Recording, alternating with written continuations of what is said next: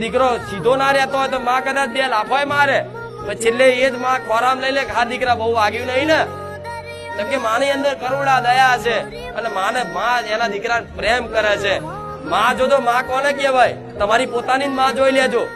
તમે તમારી કોઈ ઘયડી માં ઉંમર લાયક માં હોય ને, ભલે કદાચ એમ તમે નહીં રાખતા હોય એને કદાચ કાઢી મૂકો ને અને કદાચ કોઈ વાતે તમે દુખી થાવ ને તો પેલી એ માં રોશે, ચિંતા એ માને થશે. ભલે તમે એની જોડે વ્યવહાર હારો નહીં રાખ્યો, કદાચ એને હારું નહીં, એને ભાવે નહીં પૂછતા, એને કાઢી મૂકી છે, વૃદ્ધાશ્રમમાં મેલી આવી છે, પણ વૃદ્ધાશ્રમમાં જઈને તે એ માં છે ને એના દીકરાનું હારું જ વિચારતી હોય. ભલે આમ તો દીકરો મારો હારો છે પણ મારી દીકરાની હોવ આવી છે એના લીધે હું દુઃખી થયું, પણ દીકરાનું તો ઉપરાણું લે ને સાસુ ખોટું. એટલે ભક્તિમાં કોઈ સ્વાર્થ રખાય,